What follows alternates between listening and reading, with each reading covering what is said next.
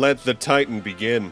Hello everyone and welcome back to the world of Pokemon with Let's Play Pokemon Alpha Sapphire. It's time for us to finally tackle the region of Hoenn in some form. But like when we did Fire Red several years back and Soul Silver about, 2 years ago now or so? We're going to be tackling the remake of Generation 3 found in Generation 6, largely so I don't have to go back to pre-Generation 4 mechanic sets, because I really dislike pre-physical special split a lot nowadays for reasons I'll go into more as we go. For right now, let's just get our journey started, shall we?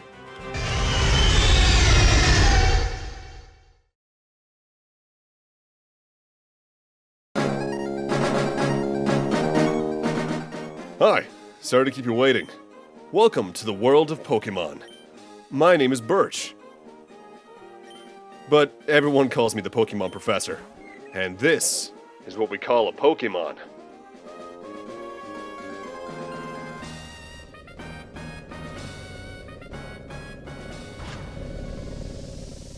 This world is widely inhabited by creatures known as Pokemon. We humans live alongside Pokemon, at times playing together as friends, and at times helping one another out. And sometimes we just like to have fun battling others like us. But as close as we are, we don't know everything about Pokemon. In fact, there are still many, many mysteries surrounding Pokemon. I do research to try and unravel those Pokemon mysteries, but that's enough about me.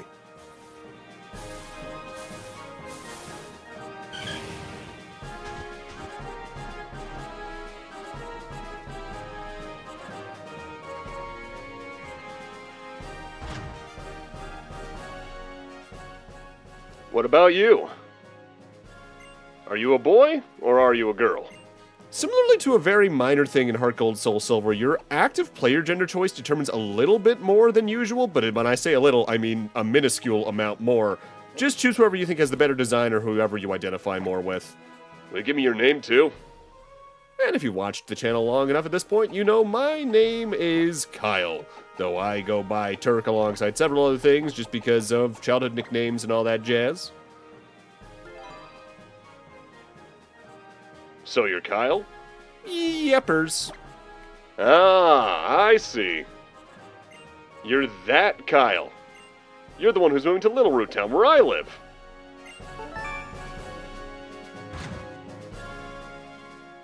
Are you ready? Your very own adventure is now about to unfold.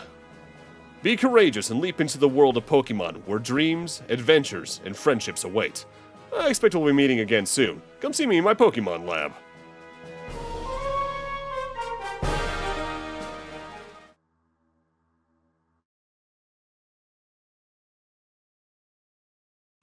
Who let the child stay in the moving van on the move-in?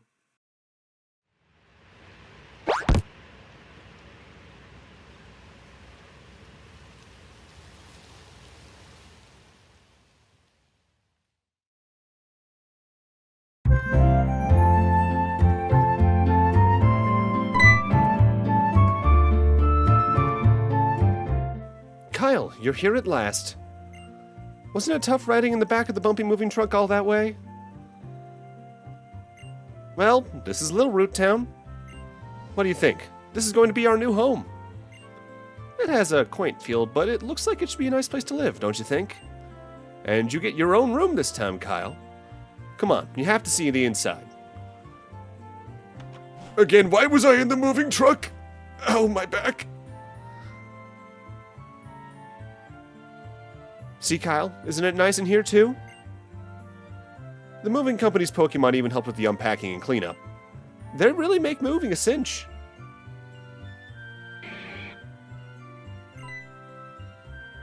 Thanks for all the hard work. We really appreciate it.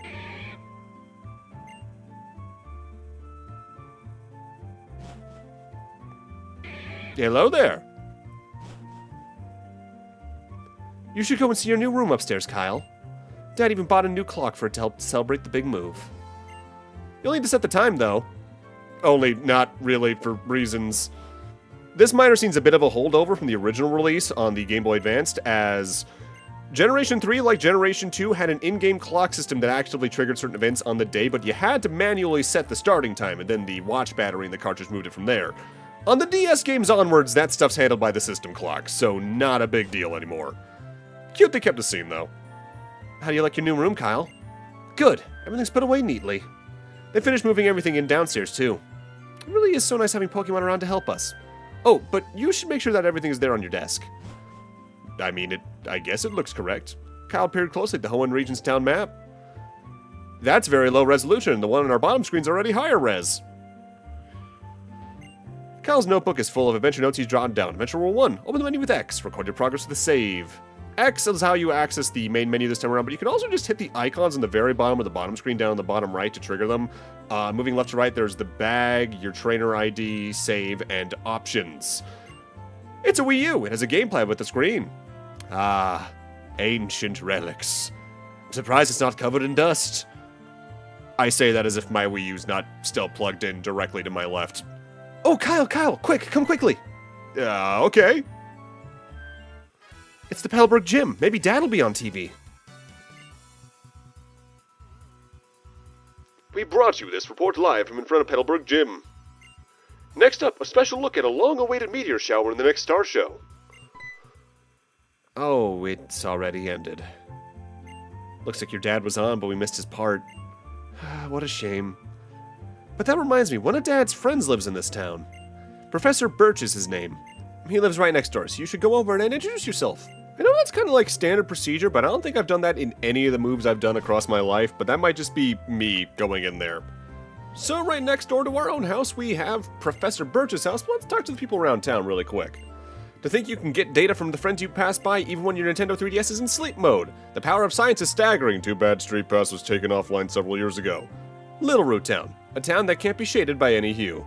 This line meant a little bit more in the Game Boy Advance release, as this was the first generation and thus the first town to have a full color palette for every sprite besides just black, white, and one other hue, usually. Professor Birch will spend days on end in his lab researching something, and then he'll suddenly go out into the field to gather more data. When does he ever spend time at home? Seemingly never based on that. It's not safe to go out there if you don't have any Pokemon with you. Damn, kid. Sure, okay, I guess I'll go into the house now. Fine. Hello? Oh, hello. And you are? Oh, you're Kyle, our new next-door neighbor. Welcome.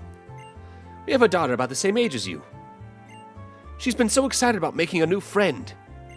She should be in her room upstairs. I hope you'll go and introduce yourself.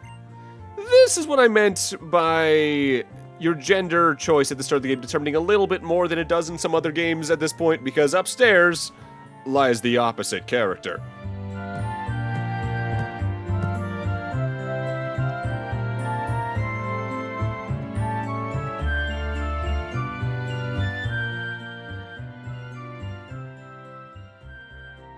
Pokemon fully restored, items already, and... Huh? Who are you?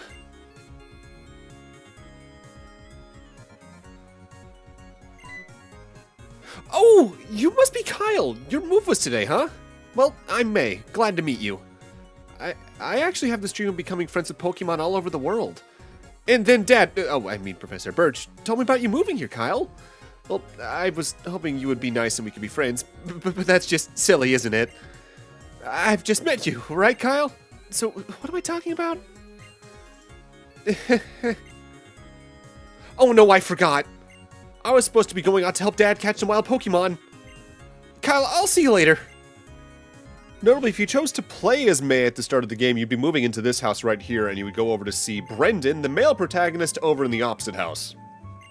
Two things to note, their personalities are slightly different. May feels a little more scatterbrained than Brendan, and Brendan feels a little more confident, but they're both a little bit silly. But what's really interesting is they actually have two versions of the same character theme. May's is definitely a little more higher pitched and bouncy, whereas Brendan's a little lower pitched and a little bassier. I like both themes a lot, though, but they're technically the start of what became the friendly rival trend that people have complained on and off about over the years. I don't really mind them. They're pretty harmless, though.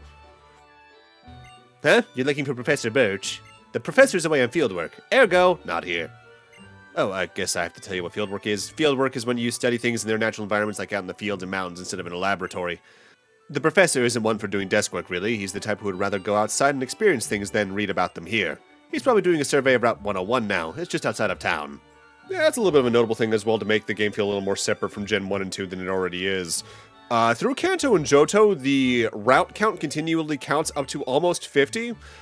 But for Hoenn moving forward, they actually reset the route counts effectively. For Hoenn, it's Route 10X, whereas the X is what number route that usually would be. Route 101 is technically Route 1 for Hoenn. Sinnoh would continue that trend, but starting in Unova onwards, they all have their own Route 1 through whatever, depending on the scale of the country in question. For now, let's head on over to Route 101 and see if we can find the professor. Help me!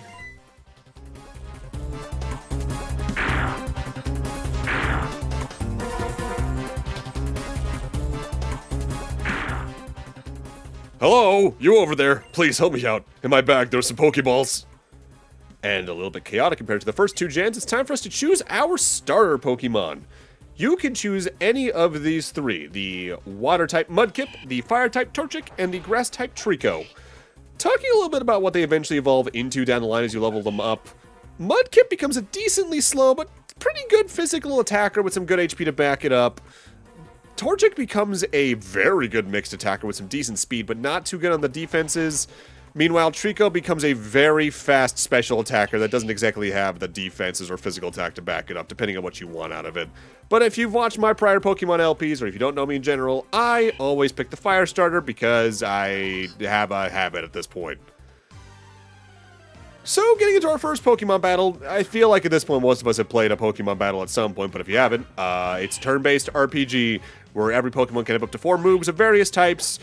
Using a move that matches the Pokemon's type, like Torchic's Ember, will multiply its power by 1.5 times, and on top of that, there's also the defensive types of Pokemon to keep in mind. For instance, since Torchic's a Fire type, it takes double damage from water, meanwhile Poochyena here doesn't take double damage from fire. Figure out the types, figure out how to be defensive and offensive at the same time, and it goes by pretty smoothly, but memorizing the type tables can take a while, on top of the fact when I was growing up I played these games very poorly. Ugh. I went into the tall grass to survey wild Pokemon when I was suddenly jumped. You saved my hide. Thanks a lot. Oh? But you're Norman's boy, Kyle! I didn't even realize who you were at first. You've grown into quite the young man. This isn't the place for a chat, though. Come along to my lab. Alright.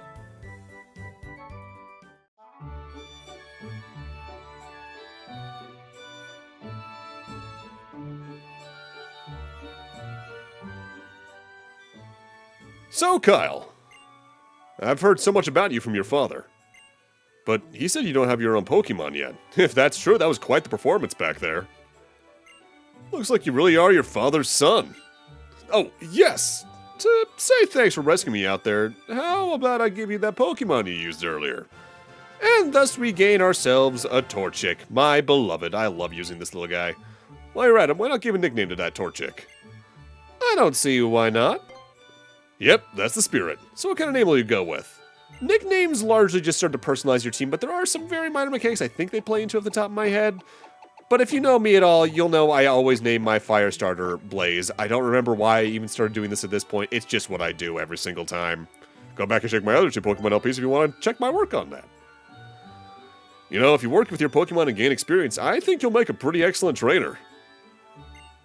My girl May happens to be out on Route 103 right now, surveying Pokemon for me. It might not be a bad idea for you to head out that way yourself. What do you think? Why not? Great. I'm sure May will be happy to hear that, too. She can help teach you what it means to be a trainer. Oh, yes. And if you're ever lost along the way, use the Area Nav on your PokeNav Plus. You can use it to see how to get to Route 103, where May ought to be. And if you or your Pokemon get tired, get some rest back at your new house. So the PokeNav Plus is what the bottom screen mechanic is down there on the bottom right of the video. In the original Ruby, Sapphire, Emerald, the PokeNav was both your town map as well as how you interacted with a couple of other very minor mechanics. But they've given it a lot more purposes here in the remake. For right now, though, it acts as our town map in general, where we can see the layout of Hoenn. In fact, if we tap on the screen, we can even get a better look at it, as well as see what locations are within towns or on certain routes and all that jazz. You can also take a look at what Pokemon are where, what trainers are where when we fight more along the way. This map's going to get filled in pretty quickly as we go throughout it. Hoenn is windy, but it's surprisingly fast to go through things, especially here in the remake with some of the QOL, but also just some of the ways that this is a much easier game than the original Ruby, Sapphire, Emerald we'll be going into as we go. This is a trainer ID. It effectively acts as just your save file in a way, like how much time you played when you started, how many Pokéballs you have, which ties into a trading mechanic I'm not going to be able to use because of how I played this. It also showcases how many gym badges we've gotten along the way.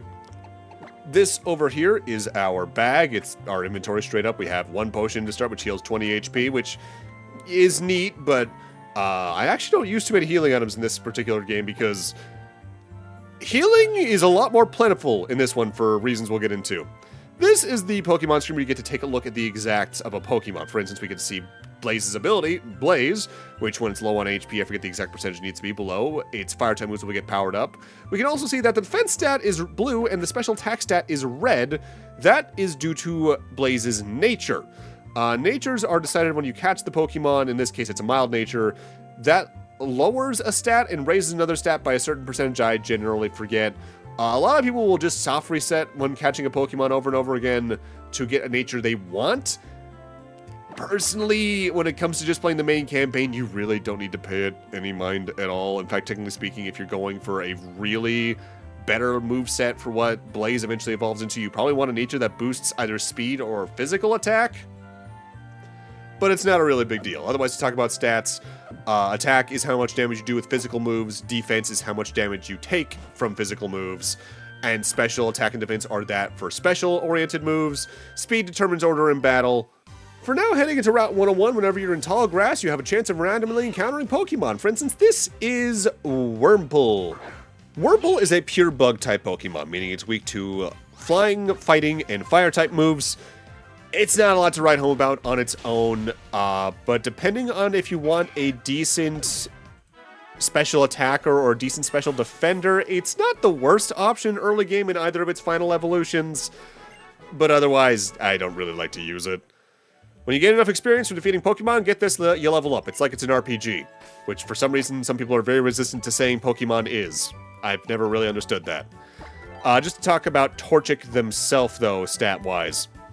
Torchic showcases a pretty high special defense stat for a first stage Pokemon, but as it evolves and gets stronger, it does focus more on its physical attack stat, so keep that in mind. We're using the usual rules I use my RPG playthroughs in this channel, where the first time we see a Pokemon, we're going to showcase it, otherwise I edit the battle out.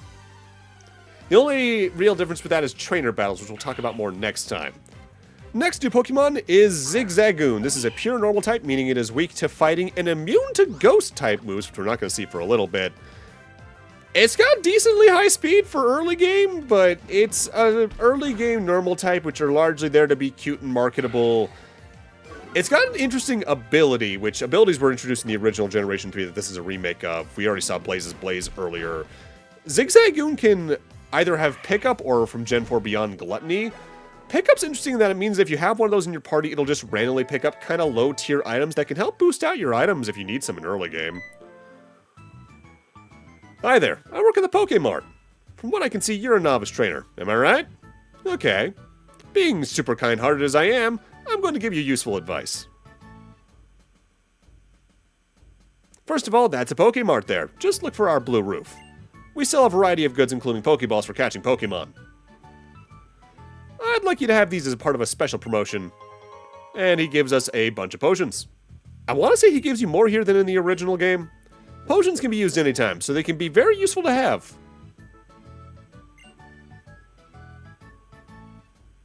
And this is a Pokemon Center. Look for a red roof. Ask a woman inside and she'll restore your Pokemon's health. That's it. That was the advice from me, the supremely kind-hearted clerk. Have a good journey. Pokemon Centers are your equivalent to inns in other RPGs. Whenever you see one, you should probably rest up in there, not only to recover the HP of the Pokemon you have in your party, but also to recover their PP, power points in specific. Every Pokemon's move has one of those. If you use up all the PP of a move, you can no longer use it, and if you run out of PP for all your moves, they start using a move called Struggle, which is decently powerful, but it takes a large chunk of your Pokemon's health to use, so you want to regularly restore their spell stock, effectively, to look at it like spell charges from the early Final Fantasies. In case you're wondering why I'm describing how Pokemon, the most popular franchise in the world, works, it's just how I do things around here. I try to talk about the mechanics of the games and how they work. Plus, hey, you never know, it might be someone's first time seeing it, as unlikely as it is. This here is the PC. This is where any Pokemon you catch that go over the base amount of 6 that you can have in a party will be stored in the case you actively catch more. With that said, how organized you get with it depends on the player. I just tend to let things lie in there in the order I catch them. The only place I really give any kind of organization for Pokemon is my main party, where I always try to have them in the slots in the order I catch them in some form. Now, getting a little ahead of ourselves. I described this as a Titan at the start of the video and at the end of Sonic Spinball. There's a reason for that. Gameplay hours-wise, this LP is the most I've actively put into a game I've done in my coming up on 14 years of doing this. Although we're not going to see the main reason for why for that until way later. I can't give you an exact part count on how long this LP is going to be, but I will tell you it's split across about 36, 37 recordings, and I only have the first 11 videos edited at this point in time, which takes us up to the start of the 9th recording session, just about. So, yeah, we're going to be in this for a long haul.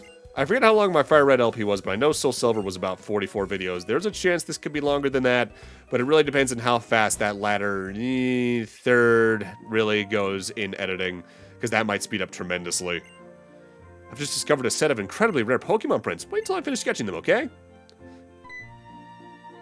Ah, wait, please don't wander around here! Try as you might, for some reason, we actively can't head west onto Route 102 outside of Oldale yet, as we still need to go up north and meet May on Route 103.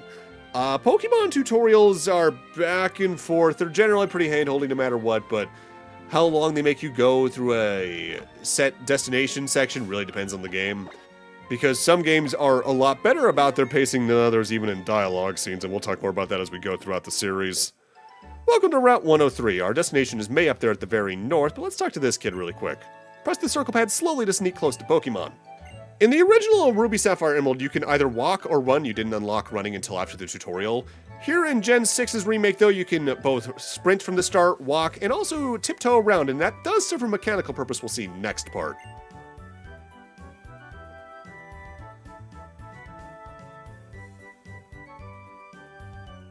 Let's see, on Route 103 I found this Pokemon, and this one too. Oh, hey Kyle!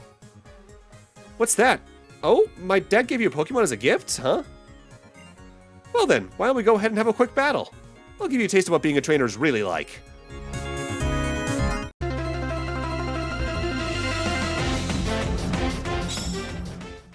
Trainer battles are Pokemon battles that not only give you money to spend at shops, but they generally give a higher experience yield too, and they have set encounters.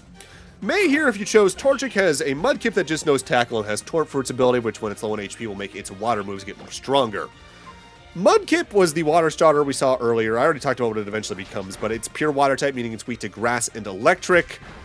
Decent physical attack for early in the game. I just prefer Torchic in general. Largely in the series up till Gen 5, Rivals chose the Pokemon you were inherently weak against, though. Gen 5 started throwing some curveballs in that, but we'll talk about that more when we actually reach that. Notably, if you chose Mudkip here, you would instead be fighting a Trico.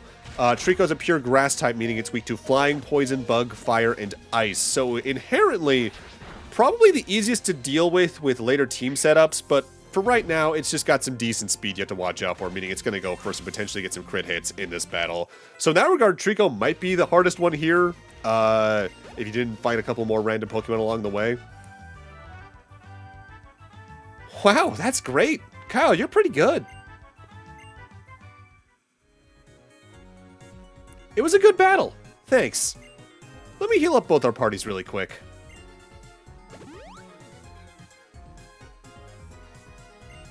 Wow, I think I know why my dad has his eye on you now. I mean, you just got that Pokemon. You've already got that strong of a bond. I bet you could probably befriend any kind of Pokemon you meet. Whew. I guess I'd better head back to the lab. And thus we need to follow her there. Notably, whenever you see a ledge like that, that's a one-way pathway. You can jump down as a shortcut, but there's also going to be times where they use that to blockade your access backwards through certain routes and block items behind them as well. Kyle, over here! Let's hurry back to Little Root. I mean, hey, lead the way. It's not like it's a very long walk. I think from where we were, it's maybe a 150, 200-foot walk. I could literally see my house from where we just were about 20 seconds ago. Oh, Kyle, over here.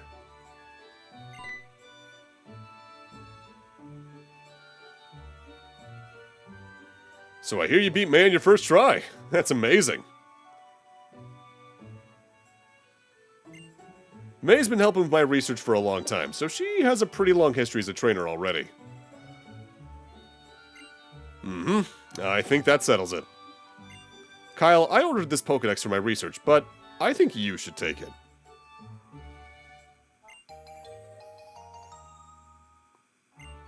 That Pokédex is a high-tech tool that automatically makes a record of any Pokémon you meet or catch. My girl May takes hers with her everywhere she goes. Whenever she catches a rare Pokemon and records its data in the Pokédex, why, she comes to seek me out wherever I am in the field and show me. The Pokemon and people you will meet, and the great expansive nature that lies before you. Experience them both while you fill in your Pokédex. I'd love it if your world seemed wider than ever. Though I'd love it even more if you came back from time to time to show me what progress you've made. I'm getting the itch to go out and do field work again. Wow, Kyle, now you got a Pokédex too. That's great, just like me. Then, here, I'll give you something too. Some Pokeballs you can use to catch wild Pokemon. If you catch a Pokemon in the wild and battle together with it for a while, it'll grow stronger for you. Take that as a bit of advice from a more experienced trainer like me. I'm going to get ready to head out from Little Root soon myself. I can't wait to see what kind of Pokemon I'm going to meet. Let's both do our best in our journeys, Kyle. As usual, the Pokédex is an encyclopedia of the Pokemon you see and catch throughout the game, but we'll see more of that next time when we actually catch a Pokemon. But with that, I'm going to need to end this off here.